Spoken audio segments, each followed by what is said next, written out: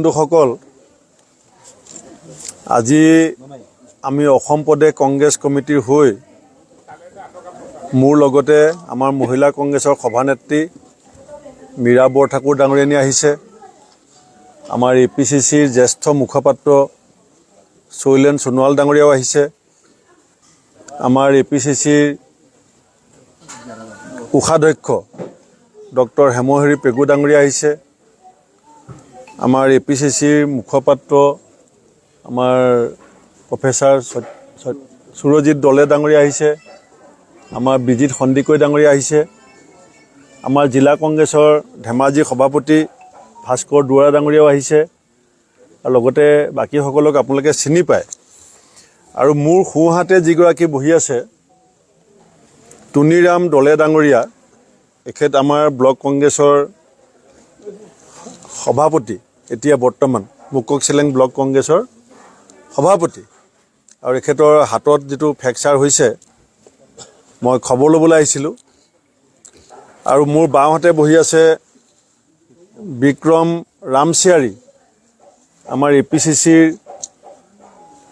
ST চেলৰ সাধাৰণ সম্পাদক। আৰু এইফালে বহি আছে আমাৰ জিলা যুৱ কংগ্ৰেছৰ সভাপতি ৰহিম পেগু।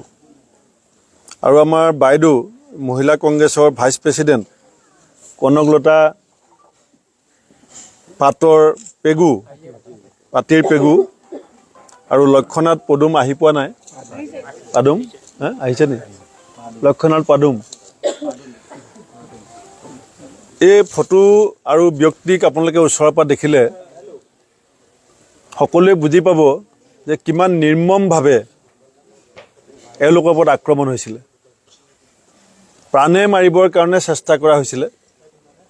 এতিয়ালৈকে ৰামচিয়াৰীয়ে চকু মেলিব পৰা নাই। আৰু দুখন হাতত ফ্ৰেকচাৰ লৈ পেলাই এজন বয়োজ্যেষ্ঠ কংগ্ৰেছ নেতা টুনিৰাম দলে ডাঙৰীয়াই কি ধৰণে এই সময়খিনি পাৰ কৰিছে আপোনালোকে আজি দেখিছে। এওঁলোকক যোনে যোনে প্ৰহাৰ কৰিলে, এওঁলোকৰ ওপৰত যিবিলাকে পৰিকল্পিত আক্ৰমণ কৰিলে, তেওঁলোকৰ বিৰুদ্ধে আমাৰ জিলা কংগ্ৰেছৰ সভাপতি ভাস্কৰ দুৱৰাই কেছ দিছিলে। কিন্তু আছামীবিলাকক পুলিচে থানালৈ নি চাহ খুৱাই পেলাই এৰি দিলে, চাহ মিঠাই খুৱাই পেলাই এৰি দিলে। আৰু এৰি অহাৰ পিছত আবেলি বিধায়কৰ লগত ফটো মাৰিলে। এওঁলোকক যিবিলাকে মাৰপিট কৰিলে, আমাৰ জিলা কংগ্ৰেছে কেছ দিলে, জিলা কংগ্ৰেছে ধৰ্ণা দিলে। ধৰ্ণা দিয়াৰ পিছত তেওঁলোকক নি পেলাই থানাত বহাই চাহ মিঠাই খোৱালে। চাহ মিঠাই খোৱালে OCক দিছপুৰৰ পৰা ফোন আহিলে।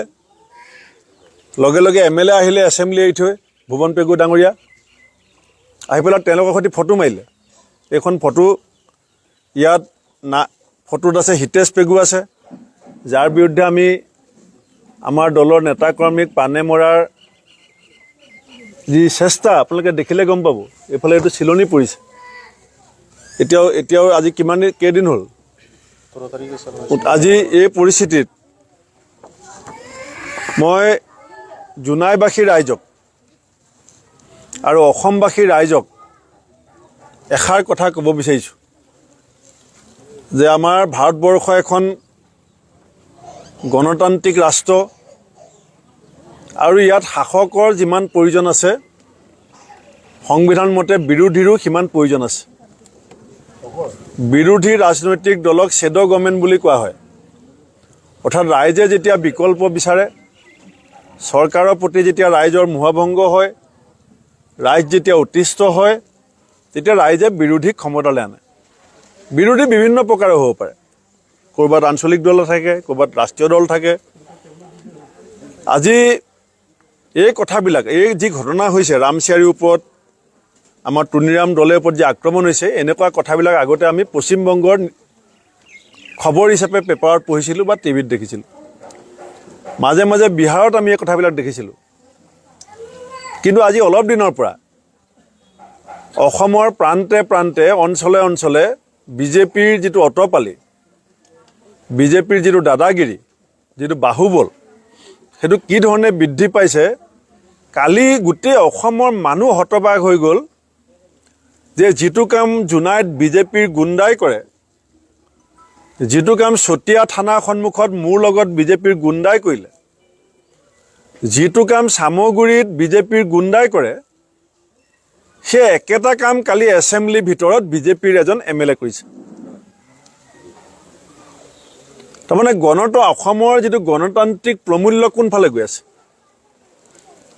ৰূপজ্যোতি কুৰ্মীয়ে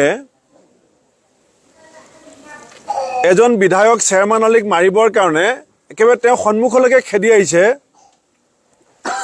যিটো স্বাধীনতাৰ পাছত অসমৰ কোনো মানুহে এনেকুৱা দৃশ্য বিধানসভাত দেখাও নাই শুনাও নাই তৰ্কাটো কি হয় বিধানসভাৰ তৰ্কাটো কি যুক্তি তৰ্ক মত পাৰ্থক্য বিতৰ্ক এইটো বিধানসভাৰ এটা সাধাৰণ ঘটনা কিন্তু এজন বিধায়ক শাসকীয় পক্ষৰ এজন বিধায়কক একেবাৰে চকী গুৰিলৈকে খেদি অহা এইটো সম্ভৱতঃ গোটেই পৃথিৱীৰ কোনো গণতান্ত্ৰিক দেশত এনেকুৱা যিটো পাশবিক মানে যিটো হিংস প্ৰকৃতিৰ যিটো স্বভাৱ যিটো জীৱ জন্তুৰ ক্ষেত্ৰত দেখা যায় সেইটো বিধানসভাৰ ভিতৰত দেখা গৈছে আৰু মুখ্যমন্ত্ৰী মৌন বিধানসভাৰ অধ্যক্ষ মৌন তাৰ পাছত অখিল গগৈলে খেদা মাৰি গৈছে এজনে মানুহ যেতিয়া পথাৰত ষাঁড় গৰুবিলাকৰ যুঁজ কৰে তেতিয়া ষাঁড়টোৱে চাৰিওফালে খেদি ফুৰে বাকীবিলাকক তাৰপিছত দেৱব্ৰত শইকীয়া ডাঙৰীয়া থিয় হৈ পেলাই ক'লে যে এই ধৰণৰ পৰিস্থিতি আমি মানি ল'ব নোৱাৰোঁ তেতিয়া তেওঁ কৈছে যে দেৱব্ৰত শইকীয়া মাইকটো ভাঙি দিম দেৱব্ৰত শইকীয়া কেৱল কংগ্ৰেছ দলৰ নেতা নহয় বিৰোধী দলৰ দলপতি বিধানসভাত সমগ্ৰ অসমৰ যিটো বিৰোধী ৰাজনৈতিক সত্তা সেই সত্তাটোক যিজন মানুহে প্ৰতিনিধিত্ব কৰে বিধানসভা মজিয়াত তেওঁ কি কৈছিলে যে এই ধৰণৰ পৰিস্থিতি আমি বিধানসভাত সহ্য কৰিব নোৱাৰোঁ অধ্যক্ষ মহোদয় আপুনি হস্তক্ষেপ কৰক তেতিয়া ৰূপজ্যোতি কৰ্মীয়ে ক'লে যে আপোনাৰ মাইকটো ভাঙি দিম পুৰা বিজেপি মৌন এতিয়া জোনাইত মানুহ মাৰিলে থানাত নি পেলাই চাহ মিঠাই খুৱায় চতিয়াত মোক নাক ভাঙি দিলে মূৰে খুন্দিয়াই তেওঁৰ লগত বিধায়ক পদ্ম হাজৰিকাই ফটো মাৰিলে গামোচা দিলে সেই ফটো আছে মই অলপ পাছত আপোনালোকক দি দিম আৰু পুলিচৰ গাত বুট জোতা পিন্ধা বিজেপিৰ গুণ্ডাই সামগুৰিত লাট মাৰিলে খাকী পোছাকৰ ওপৰত আৰু এছেম্বলিৰ ভিতৰত দুজন এমএলএ বিৰোধী দলপতিক ইমান তীব্ৰভাৱে আক্ৰমণ কৰা হ'ল আৰু বাহিৰত এমএলএজনে ক'লে ৰূপজ্যোতি যে মই পুৰা পাগলো নহয় আধা পাগলো নহয় তাৰমানে মাজৰ পাগল চেৰা পাগল আমাৰ গাঁৱত যিটো পুৰা পাগল কয় এটা আধা পাগল কয় সেই দুটা নহয় বুলি কৈছে তাৰমানে চেৰা পাগল এতিয়া চেৰা পাগলক এৰালবিহীনভাৱে বিজেপিয়ে এছেম্বলিৰ ভিতৰত এৰি দি এমএলএ আৰু বিৰোধী দলপতিক আক্ৰমণ কৰিবলৈ উচতাই দি পেলাই গোটেই গণতান্ত্ৰিক ব্যৱস্থাটোক কোনফালে লৈ যাব বিচাৰিছে এইটো কিন্তু অসমৰ ভৱিষ্যতৰ কাৰণে অত্যন্ত সাংঘাতিক অশনি সংকেত আমি কংগ্ৰেছ দলে ভয় খাই পিছ হুৱকি নাযাওঁ কিন্তু আমি অসমৰ ৰাইজৰ গুৰিত প্ৰথমতে বিচাৰখন দি ল'ব বিচাৰিছোঁ যে আমিও উভতি যুঁজিব লাগিব নেকি আমাৰ নিৰাপত্তা অসম পুলিচে অসমৰ গৃহ বিভাগে সুনিশ্চিত কৰিব নে আমিও কংগ্ৰেছীসকলে দা লাঠি জোং লৈ আমি আমাৰ নিজৰ নিৰাপত্তা সুনিশ্চিত কৰিব লাগিব আৰু বিধানসভালৈ বিৰোধী বিধায়কসকলে লগত কি হাতিয়াৰ লৈ যাব লাগিব নেকি নিজক বচাবৰ কাৰণে নিজৰ বিধায়কসকলৰ নিৰাপত্তা সুনিশ্চিত কৰিবৰ কাৰণে বিধানসভাত তাৰমানে হাতিয়াৰ লৈ যাব লাগিব নেকি এই পৰ্যায়লৈকে হিমন্ত বিশ্ব শৰ্মাই অসমখন নিব বিচাৰিছে নেকি এই কথাখিনি মই অসমৰ সকলো সচেতন ৰাইজৰ আগত এইটো মই বিচাৰ হিচাপে দিছোঁ কেলে পুলিচে বিচাৰ লোৱা নাই বিধানসভাৰ অধ্যক্ষই বিচাৰ লোৱা নাই আৰু অসমৰ মুখ্যমন্ত্ৰী বিধানসভাৰ leader of the house Debabrata Saikia leader of the opposition আৰু speaker is the custodian of the house অধ্যক্ষজন হৈছে সদনখনৰ মৰ্যাদাৰ ৰক্ষক মুখ্যমন্ত্ৰী হৈছে সদনৰ নেতা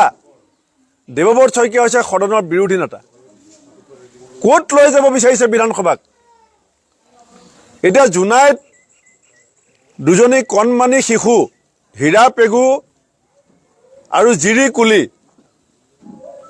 দুজনী কণমানি শিশু হীৰা পেগু আৰু জিৰি কুলিক মাৰি পেলাই গাঁতত পুতি থলে সুংসূত্ৰ নাই এতিয়ালৈকে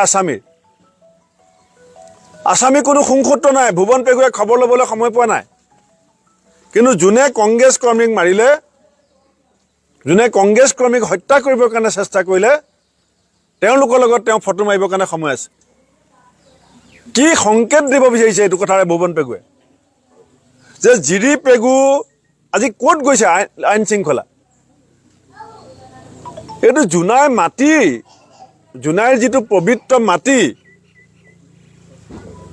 যি মাটিত খেতি কৰি আমি জীৱন নিৰ্বাহ কৰি আছোঁ সেই মাটিখিনিৰ কাৰণেও এইটো ডাঙৰ চিন্তা যে দুজনী কণমানি দেৱ শিশু এনেকৈ হত্যা কৰি পেলাই পুতি থলে যাক আমি নিষ্পাপ শিশু বুলি কওঁ আৰু পুলিচে কৈ আছে যে আমি হেৰি উলিয়াব নোৱাৰোঁ আৰু যি আসামী আমি দেখাই দিলোঁ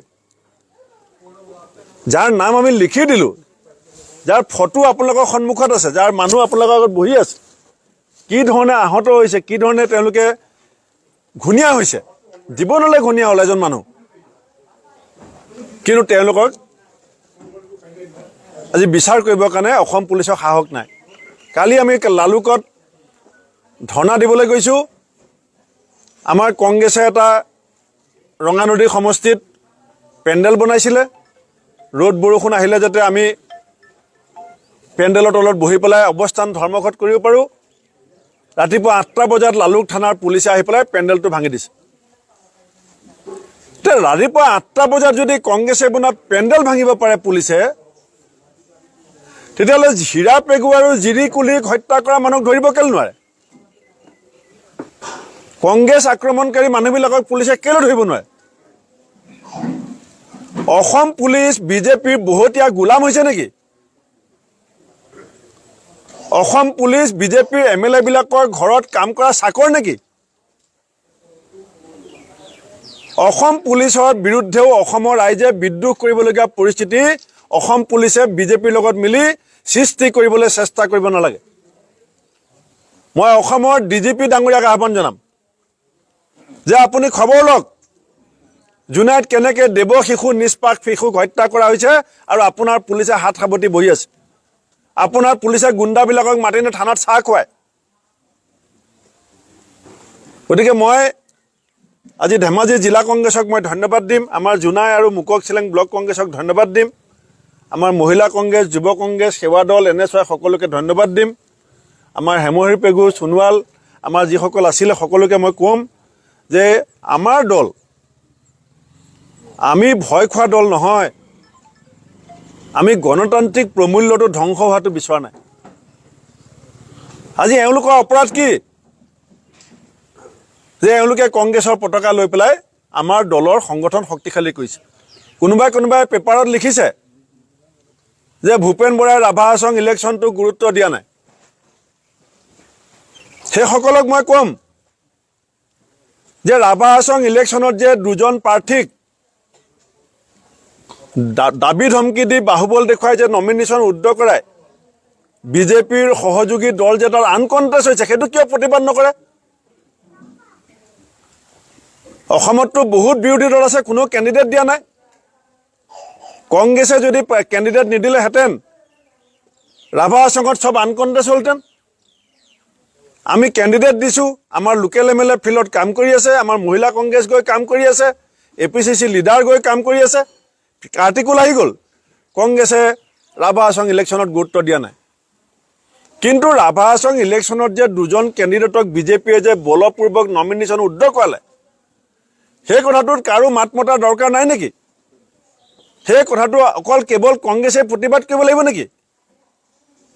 এই যে ঘোঁৰা কেনা বেচা খেল হিমন্ত বিশ্ব শৰ্মাই যে অসমত আজি চলাই আছে, ইয়াৰ কাৰণে যে নতুন প্ৰজন্মই যে ৰাজনীতিক লাহে লাহে ঘিণ কৰা হ'ব, নতুন শিক্ষিত প্ৰজন্মটোৱে যে ৰাজনীতিৰ প্ৰতি যে অনিয়া আহিছে, 20% মানুহে যে চেণ্টাৰত ভোট দিবলৈ নাযায়, 5% মানুহে যে নোটাত ভোট দিয়ে, তাৰ কাৰণ হিমন্ত বিশ্ব শৰ্মা নহয় জানো? মানুহে ৰাজনীতিক কিয় ঘিণ কৰিবলৈ আৰম্ভ কৰিছে? কিয় 20%, কিয় গুৱাহাটী মিউনিচিপাল কৰ্পৰেশ্যনৰ যেতিয়া ইলেকশ্যন হৈছিলে 52% মানুহে ভোট দিবলৈ নগ'লে? কিয় নগ'লে ভোট দিবলৈ? কাৰণ তেওঁলোকে দেখিছে যে কেনেকুৱা মানুহ বিধানসভালৈ নিৰ্বাচিত হৈ গৈছে। কি প্ৰকৃতি! নিজে টিভিত কয় যে মই পুৰা পাগলো নহয়, মই আধা পাগলো নহয়। কি স্বভাৱ! ভুৱন পেগু কটন কলেজৰ জেনেৰেল ছেক্ৰেটাৰী আছিলে। ক'ত গ'ল ফটোখন? কটন কলেজৰ জেনেৰেল ছেক্ৰেটাৰী আছিলে ভুৱন পেগু। এতিয়া গুণ্ডাৰ লগত ফটো মাৰে। তেওঁ বা লৈছে OC নন বেলেবুল যিটো ছেকশ্যনত এই কেছ আহিব লাগে, বেলেবুল কৰি দিয়াৰ কাৰণে তেওঁক গৈ পেলাই গামোচা পিন্ধাইছে গুণ্ডাই। তাৰমানে আমি কংগ্ৰেছসকলে নিজৰ নিৰাপত্তা নিশ্চিত কৰিবৰ কাৰণে আমিও তাৰমানে যুদ্ধংদেহী ৰূপ লোৱাটো বিচাৰিছে নেকি? কংগ্ৰেছেও যুদ্ধ কৰিছে, নকৰাকৈ থকা নাই। ব্ৰিটিছৰ বিৰুদ্ধে কংগ্ৰেছে যুদ্ধ কৰিছে। লেখন লাহনক যেতিয়া লখিমপুৰ জিলা কংগ্ৰেছত গুলীয়াই মাৰিছিলে, মানৱেন্দ্ৰ শৰ্মাক যেতিয়া গুৱাহাটী জেনেৰেল ছেক্ৰেটাৰী APCC গুলীয়াই মাৰিছিলে, ৰুহিতেশ্বৰ শইকীয়াক যেতিয়া শিৱসাগৰত গুলীয়াই মাৰিছিলে, তেতিয়াও কংগ্ৰেছ ৰাজপথতে আছিলে, ঘৰত শুই বহি থকা নাছিলে। এটা সীমালৈকে, এটা মুহূৰ্তলৈকে ধৈৰ্য আৰু সহ্য থাকে। অসমৰ ৰাইজে কংগ্ৰেছ দলৰ নেতা কৰ্মীয়ে যাতে ধৈৰ্য আৰু সহ্যৰ বান্ধ নিচিঙে, সেই দায়িত্ব অসমৰ DGPয়ে ল'ব লাগিব। সেই দায়িত্ব অসমৰ গৃহ বিভাগৰ দায়িত্বত থকা মুখ্যমন্ত্ৰী হিমন্ত বিশ্ব শৰ্মাই ল'ব লাগিব। হিমন্ত বিশ্ব শৰ্মাৰ ৰাজনীতিক ভেটি কংগ্ৰেছে নিৰ্মাণ কৰি দিছে। তেওঁ কেছৰ পাছত কেছ খেলি আছিলে। 96 চনৰ হিতেশ্বৰ শইকীয়া ডাঙৰীয়াই হিমন্ত বিশ্ব শৰ্মাক আঙুলিত ধৰি আনি জালুকবাৰীত কংগ্ৰেছৰ প্ৰাৰ্থী কৰিছিলে। তাৰ পাছত তৰুণ গগৈ ডাঙৰীয়াই তেওঁক জালুকবাৰীত প্ৰাৰ্থী কৰিছিলে। আৰু এইজন হিমন্ত বিশ্ব শৰ্মাই নৰেন্দ্ৰ মোদী ডাঙৰীয়াক ৰিক্সা ওলাই চেণ্ডেলেৰে চৰিয়াব বুলি পেলাই কোৱাৰ পাছত বিজেপিলৈ গৈছিলে। কিয় গৈছিলে? তেওঁ অতীত কি আমি খুচৰিবলৈ আজি বিচৰা নাই, কিন্তু তেওঁ গৃহ বিভাগৰ দায়িত্বত আছে। তেওঁ পুলিচক ঐ পুলিচ কৰি পুলিচক গোটেই মৰেলটো শেষ কৰি দিলে, আৰু এতিয়া পুলিচক বহুতীয়া বনাব বিচাৰিছে। এই কথাবিলাকৰ তীব্ৰ প্ৰতিবাদ হ'ব। মই মীৰা বৰঠাকুৰ ডাঙৰীয়াকৈ ইতিমধ্যে কৈছোঁ যে আমাৰ মহিলা কংগ্ৰেছ, আমাৰ যুৱ কংগ্ৰেছ, আমি সকলোৱে সন্মিলিতভাৱে আহি থকা সময়ত তীব্ৰ প্ৰতিবাদ সাব্যস্ত কৰিম। কিন্তু আমি বিচাৰিছোঁ যে জোনাইত আমাৰ দলৰ নেতা কৰ্মীক গুৰুতৰভাৱে প্ৰহাৰ কৰা এওঁলোকৰ ওপৰত দৃষ্টান্তমূলক শাস্তি পুলিচে দিব লাগিব। অন্যথাই আমি ন্যায়ালয়ৰ দ্বাৰস্থ হ'ম। অন্যথাই আমি মেডিকেল ৰিপৰ্ট লগত লৈ কিয় এইটো নন বেলেবল ছেকশ্যনত ৰেজিষ্টাৰ নহ'ব? এনেকৈ যদি বিজেপি নেতাক মাৰে,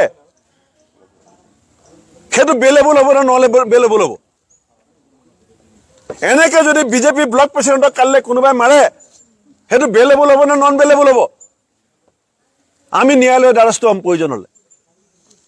সেইকাৰণে এইখিনি কথাই মই কৈছোঁ, আৰু মই সাংবাদিকসকলকো মই অনুৰোধ কৰিম